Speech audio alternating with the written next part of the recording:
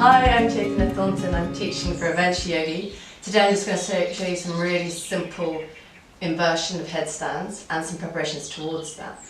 Just to be aware of that you wouldn't do this if you're menstruating, or you wouldn't do it if you're pregnant, and if you've had any kind of neck injury or whiplash.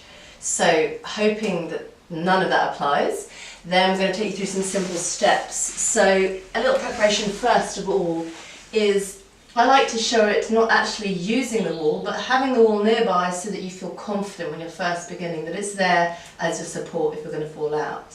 Because if we tend to use the wall too much, we tend to banana and compromise our lower back. So if you come into a sitting pose, first of all just come through a hare pose just as a warm-up. So just pouring your head down, starting to come into curling the back up, releasing the lumbar, pouring the crown down onto the ground. Once you have this, you can have this feeling of engagement of Uddiyana Bandha as your navel draws into your spine. Start to walk your knees closer. From here we can free up the hands, and we can either hold onto our elbows as we just gently roll with our tongue at the roof of the mouth, releasing tension in the cervical spine. Or we can interlace the fingers and start to draw the hands over the head at the hare's ears. So you're also getting a little bit of a warm up there for your shoulders. Try to feel this pulsing motion as you engage Uddiyana Bandha. So there's this full hollow body arching here. Once you have this and you feel ready to turn upside down, we're going to come into the first setup is to make a triangle. So planting the hands, rooting them down, first of all, start to press the elbows down into the ground and working to engage the elbows towards each other so that we can use this bone alignment of the shoulders directly above the elbows. If the elbows slip out, we'll lose the pose. So we want to find that our foundation is solid. Then we can start to interlace the fingers. This is just optional, but it's nice so if we were feeling that we're going to roll out, we've got support here. I like to do it with my little fingers out so that there's a steady rooting down. And I have this feeling of really pressing the elbows down into the ground and engaging them towards each other. So I'm feeling this firing up the biceps and the triceps here. Then coming onto my knees, I pour my head down like we're pouring the jug of the water. So we're not on our forehead, we're actually on the crown. And then snugly fit the back of my head into the interlaced fingers.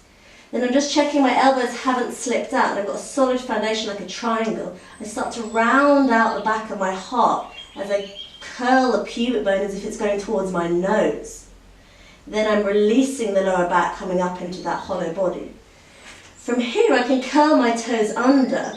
And the first few tests, you might just do this for a while, but we just start to sneak the toes towards the nose until we start to feel what it's like to get our hips over our shoulders. And you might do little pulsing motions here, but the lift comes from Uddiyana Bandha, that navel engagement. As I pour the pelvis over the shoulders, I start to get really light here until the toes can lift off. So we don't need to do any jumping up buckaroos, we could just come into a little light tuck. And you might feel at first you can just hold it only just for a few moments and come down. So the feeling here is drawing the hips over the shoulders, and maybe at first we only get to this, but just little practices developing that technique of engaging through your core and lifting the pelvis up will start to create that lightness to rise up. If we feel solid in that tuck where our thighs are against our ribs, then we can work towards extending. And of course you have the wall nearby, so if you think you're going to fall out, you could just reach one leg out to help steady you and bring you back to centre.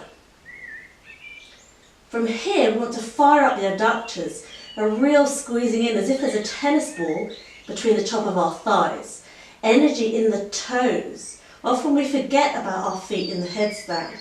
So you're squeezing everything into the midline, which is making everything light. So you feel this full extension up, as if someone's pulling you from your toes. And you want to feel this strong engagement of the inner thighs, the inner knees, the inner ankles, the diaphragms of the body. And then coming down slowly, coming down through the tuck as you went in, curling the thighs towards the ribs and rooting the feet down. We need to integrate for a few moments in Balasana. Rest the forehead to release any tension in the neck, to rest on the ground, relaxing the shoulders, palms facing up, and breathe.